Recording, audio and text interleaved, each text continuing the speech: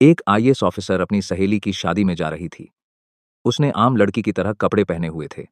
ना कोई सरकारी गाड़ी, ना कोई सुरक्षा। बस एक आम लड़की की तरह मोटरसाइकिल चला रही थी। जब वह रणनगर शहर के पास पहुंची, तो आगे एक पुलिस चेकपोस्ट दिखाई दिया। वहां 3-4 पुलिसकर्मी चेकपोस्ट के बाहर सड़क पर खड़े थे। उनके बीच में इंस्पेक्टर संजीव सिंह अपनी वर्दी में खड़ा था। उसने हाथ में लाठी उठाकर लड़की को रुकने का इशारा किया। लड़की ने मोटरसाइकिल सड़क से किनारे लगाई और खड़ी हो गई। इंस्पेक्टर ने सख्त आवाज में पूछा, कम जा रही हो? लड़की ने बहुत शांत स्वर में जवाब दिया, एक सहेली की शादी है, वहीं जा रही हूं। इंस्पेक्टर संजीव ने उसे सिर से पांव तक देखा। वो 28 साल की एक खूबसूरत महिला थी। नाम था शालिनी शर्मा। फिर वो हंसते हुए बोला, अच्छा, सहेली की शादी में खाना खाने जा रही हो? लेकिन हेलमेट क्या तुम्हारे बाप ने पहनना है? क्यों नहीं पहना? और यह बाइक भी बहुत तेज चला रही थी। चलो अब चालान कटेगा। ऐसा कहते हुए उसने चालान की पर्ची निकालनी शुरू कर दी। शालिनी समझ चुकी थी कि उसकी नीयत ठीक नहीं है और यह सब एक बहाना है। उसने कहा, सर मैंने कोई कानून नहीं तोड़ा है। ओ मैडम, हमें कानून मत सिखाओ। संजीव झल्लाकर बोला। उसने पास खड़े एक कांस्टेबल की तरफ देखा, फिर शालिनी की ओर मुड़कर कहा, इसे सबक सिखाना होगा। अचानक इंस्पेक्टर ने जोर से एक थप्पड़ मारा शालिनी के गाल पर। बहुत सवाल कर रही है। जब पुलिस कुछ कहे तो चुपचाप मान लेना चाहिए। शालिनी का सिर एक पल के लिए घूम गया, लेकिन उसने खुद को संभाल लिया। उसकी आंखों में गुस्सा साफ छलक रहा था। इंस्पेक्टर हंसते हुए बोला, अब भी इसकी आंखों में घमंड है। ऐसे कितनों को ठीक कर चुका हूं। इसे अच्छी सांस है, लेकिन पल के लिए घूम गया। तरह से सबक सिखाना होगा। एक कांस्टेबल आगे आया और बोला, सर इसे थाने ले चलते हैं, वहीं इसका इलाज होगा। तब समझेगी कि पुलिस से कैसे बात की जाती है। फिर एक और कांस्टेबल ने शालिनी का हाथ पकड़कर खींचते हुए कहा, चलो गाड़ी में बैठो। शालिनी ने झटके से अपना हाथ छुड़ाया और गुस्से में बोली, हाथ लगाने की कोशिश मत करना, वरना अंजाम अच्छा नहीं होगा। इंस्पेक्टर और भड़क गया। उसने एक और कांस्टेबल से कहा, देखो इसका घमंड। कांस्टेबल आगे बढ़ा। शालिनी का बाल पकड़कर उसे खींचने लगा। शालिनी दर्द से करा उठी। फिर भी उसने अब तक अपनी असली पहचान नहीं बताई थी। वह देखना चाहती थी कि यह लोग कितनी नीचता तक जा सकते हैं। इसी बीच एक पुलिसकर्मी ने गुस्से में उसकी बाइक पर लाठी मार दी और ऊंची आवाज में बोला, बड़ी आई साधु बनने वाली, अब तुझे खिलौना बनाकर खेलेंगे। शालिनी अब अच्छे से समझ चुकी थी कि उसके साथ क्या होने वाला है और यह लोग कितना नीचे गिर सकते हैं। इंस्पेक्टर की आंखों में गुस्सा भरा था। वो जोर से चिल्लाया, तेरे जैसे कई होशियार देखे हैं। पुलिस से पंगा लेगी, आज मजा चखाएंगे। चलो इसे थाने ले चलते हैं। वहां समझ में इंस्पेक्टर की आंखों में गुस्सा भरा था, जाएगा। इस समय भी शालिनी चुप थी। उसने अब भी अपनी पहचान उजागर करने की कोई कोशिश नहीं की। वह देखना चाहती थी कि यह लोग प्रशासन की कितनी बदनामी कर सकते हैं और एक आम नागरिक पर किस हद तक जुल्म ढा सकते हैं। इंस्पेक्टर संजीव अब खींच चुका था। उसके बदार पर बार कर मार कर मारा। सामने एक ऐसी महिला खड़ी थी जिसके कोमल गाल पर थप्पड़ पड़ा था, जिसके बाल खींचे गए थे, जिसे जबरन सड़क पर घसीटा गया था। फिर भी वह एक मूर्ति की तरह शांत खड़ी थी। ना कोई चीख, ना कोई आंसू। इंस्पेक्टर संजीव सोच रहा, थाने पहुंचते ही देखता हूं इस जिद्दी और घमंडी औरत का इलाज कैसे किया जाए। यह सिर्फ गुस्सा नहीं था, यह वो गुस्सा था जो अंदर ही अंदर सुलग रहा था। चौकी इंचार्ज इंस्पेक्टर हंसते हुए बोला, अब इसकी जुबान भी चलने लगी है। चलो थाने, देखेंगे कितनी चलती है इसकी जुबान। थाने में घुसते ही इंस्पेक्टर जोर से चिल्लाया, ओए कहाँ गए सब? चाय पानी लगाओ जल्दी, आज एक खास माल आया है। शालिनी अब भी कुछ नहीं बोली, बस थाने की दीवारों को देखती रही। वो देख रही थी कि यह लोग उन निरीह लोगों के साथ कैसा व्यवहार करते हैं जो कभी आवाज नहीं उठाते। तभी एक कांस्टेबल इंस्पेक्टर संजीव सिंह की ओर झुककर फुसफुसाया, क्या केस है सर? इंस्पेक्टर ने हंसते हुए कहा, अरे कुछ भी नहीं। स्पीड ब्रेक करो या हेलमेट का बहाना मारो, जो मन हो लिख दो। बस अनवर करना है और इसका घमंड तोड़ना है। ज्यादा सवाल मत कर। शालिनी सब कुछ सुन रही थी, लेकिन उसकी आंखें अब भी चुप थी, मानो वो चाहती थी कि पुलिस की यह गिरावट खुद उनके ही मुंह से उजागर हो। इंस्पेक्टर कुर्सी पर बैठा, हाथ में पेन लिया और टेबल पर घुमाने लगा। फिर शालिनी की ओर देखकर पूछा, नाम क्या है? कहाँ रहती है? किसकी बेटी है? शालिनी चुप रही। फिर इंस्पेक्टर बोला, सुनाई नहीं देता। नाम क्या है तेरा? लेकिन शालिनी की चुप्पी अब भी पत्थर की दीवार जैसी अडिग। तभी इंस्पेक्टर ने जोर से मेज पर हाथ मारा, इतनी जोर से कि आवाज पूरे थाने में गूंज उठी। फिर गुस्से से चिल्लाया, सुनाई नहीं देता। नाम बता जल्दी। शालिनी ने मुंह घुमाकर शांत स्वर में उत्तर दिया, जी सुमिता शर्मा। इंस्पेक्टर उसके चेहरे की ओर देखकर हंसते हुए बोला, हो बड़ी चालाक लड़की है। तू झूठ बोलने में तुझे खासा तजुर्बा है। लेकिन याद रख, ज्यादा होशियारी महंगी पड़ती है। फिर शालिनी को जबरदस्ती उस सड़ी हुई हवालात में डाल दिया गया जहां पहले से 2 कैदी मौजूद थे। उनमें से एक कैदी ने शालिनी की ओर देखते हुए पूछा, बहन, तूने क्या गुनाह किया है? शालिनी ने हल्की सी मुस्कान दी लेकिन कुछ नहीं बोली। अब वह बस देख रही थी कि यह पूरा सिस्टम कितना सड़ चुका है। अगर एक आईएएस को बिना वजह अंदर किया जा सकता है, तो आम आदमी की हालत तो सोच पाना भी मुश्किल है। अब वह उस कोठरी के कोने में बैठी थी। सब कुछ देख रही थी, सुन रही थी और हर एक हरकत को समझ रही थी। उधर इंस्पेक्टर संजीव एक झूठी रिपोर्ट बना रहा था। उसने आदेश दिया, इसके ऊपर चोरी और ब्लैकमेलिंग का केस ठोक दो, और फाइल पर हाथ मारते हुए बोला, चलो जल्दी। एक कांस्टेबल ने हिचकते हुए पूछा, लेकिन सर, बिना सबूत? संजीव हंसते हुए बोला, इस थाने में सबूत लाए नहीं जाते, बनाए जाते हैं। कुछ देर बाद एक कांस्टेबल कोठरी में आया और शालिनी के कंधे पर जोर से हाथ मारा। तभी इंस्पेक्टर संजीव ने भी हाथ उठाया ही था कि तभी दरवाजे पर एक भारी कड़क आवाज गूंजी, रुको। सभी लोग घूमकर दरवाजे की ओर देखने लगे। वहां सीनियर इंस्पेक्टर यशवंत वर्मा खड़ा था। उसकी छवि बाकी अफसरों से कुछ बेहतर मानी जाती थी। वह अंदर झांका और महिला की हालत देखकर उसके माथे पर बल पड़ गया। उसने सख्त स्वर में पूछा, यह सब क्या हो रहा है? संजीव हंसते हुए बोला, कुछ नहीं सर, एक सड़क की औरत ज्यादा अकड़ दिखा रही थी, सबक सिखा रहा हूं। यशवंत ने शालिनी को ध्यान से देखा। उसका व्यवहार किसी आम महिला जैसा नहीं लग रहा था। उसने पूछा, इसका अपराध क्या है? संजीव थोड़ा घबरा गया और बोला, अब सर, चेकिंग में बदतमीजी कर रही थी। अब यशवंत को शक होने लगा। उसने शालिनी से सीधे पूछा, तुम्हारा नाम क्या है? शालिनी फिर भी चुप रही। संजीव हंसते हुए बोला, देखिए सर, नाम भी नहीं बता रही है। अब यशवंत पूरी तरह सतर्क हो गया।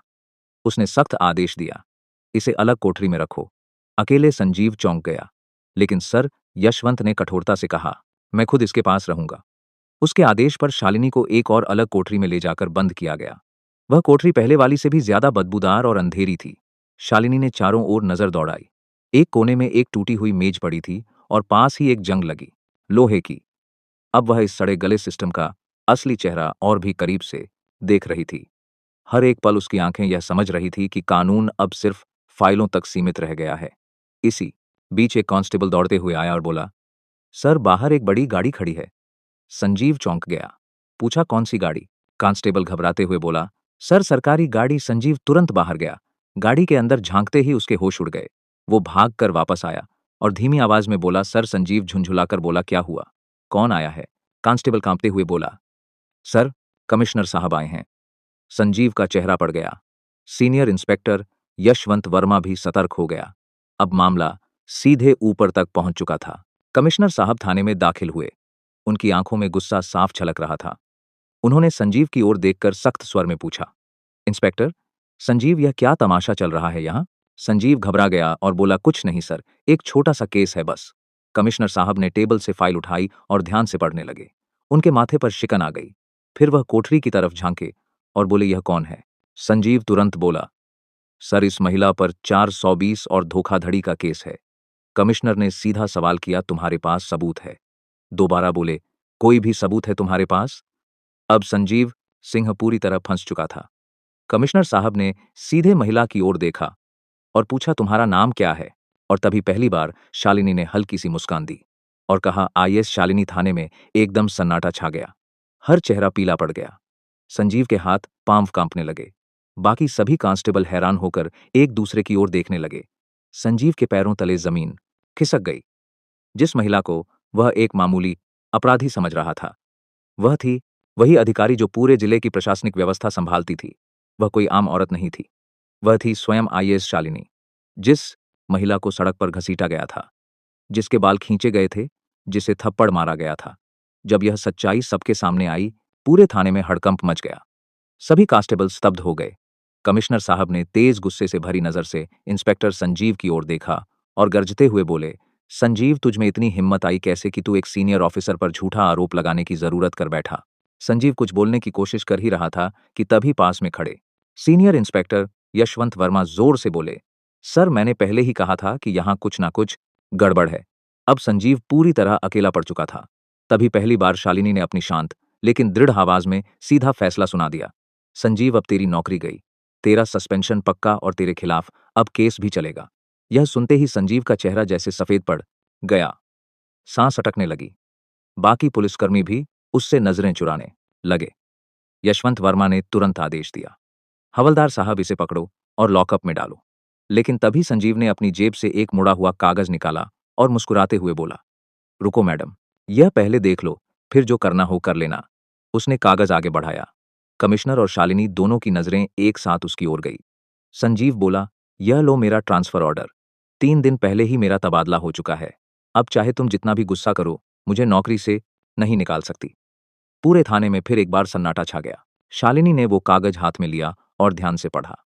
कमिश्नर ने यशवंत वर्मा की ओर तीखी नजर डालते हुए कहा, जाओ देखो यह कागज असली है या सिर्फ दिखावा। यशवंत ने कंप्यूटर रिकॉर्ड खंगाला और फिर सिर उठाकर बोला, सर, यह असली है, लेकिन अब तक इसने नए इंस्पेक्टर को चार्ज नहीं सौंपा है।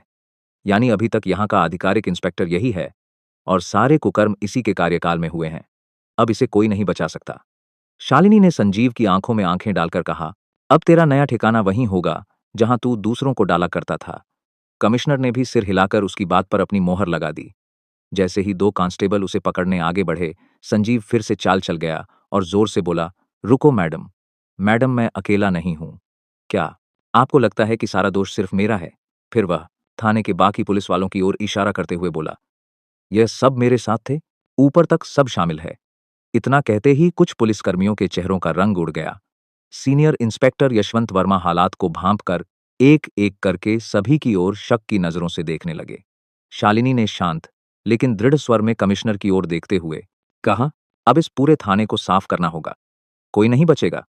कमिश्नर ने भी सिर हिलाते हुए कहा, जो हुक्म मैडम, अब एक एक करके सबका हिसाब लिया जाएगा। यह बात मुंह से निकलते ही थाने के भीतर बिजली सी गिर गई। थाने के बाहर कुछ पत्रकार पहले से खड़े थे। उन्हें पहले से ही शक था कि थाने के अंदर कोई बड़ा घोटाला चल रहा है।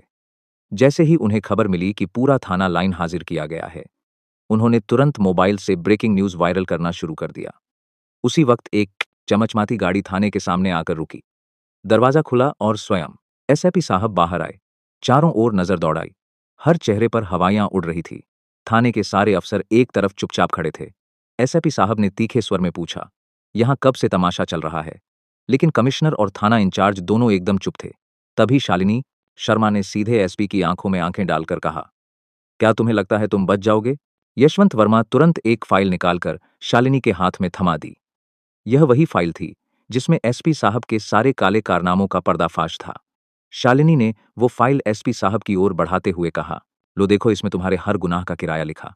एसपी साहब के माथे से पसीना बहने लगा। कमिश्नर ने बिना एक पल गवाए तेज आवाज में आदेश दिया, पकड़ो इसे, तुरंत गिरफ्तार करो। पूरा थाना स्तब्ध रह गया। इतने बड़े अफसर को किसी ने पहली बार खुलेआम इस तरह चुनौती दी थी। एसपी की गिरफ्तारी के साथ ही पूरे जिले में तूफान आ गया। मामला दिल्ली तक पहुंच गया। मुख्यमंत्री तक खबर पहुंच चुकी थी और वहां से सीधे आदेश आया कि जिले में जितने भी अफसर मिलकर गड़बड़ कर रहे थे, सबको गिरफ्तार करो।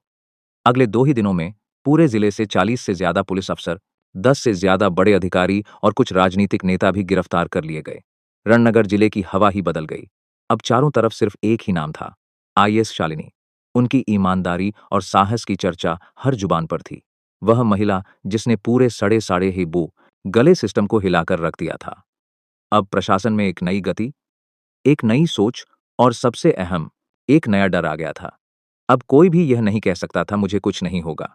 शालिनी का काम पूरा हो चुका था। उन्होंने साबित कर दिया था कि अगर मन साफ हो, नीयत सच्ची हो तो पूरा देश भी सुधारा जा सकता है। अगर आपने वीडियो को यहां तक देखा है तो प्लीज एक लाइक जरूर करें और चैनल को सब्सक्राइब करके हमारा साथ दें।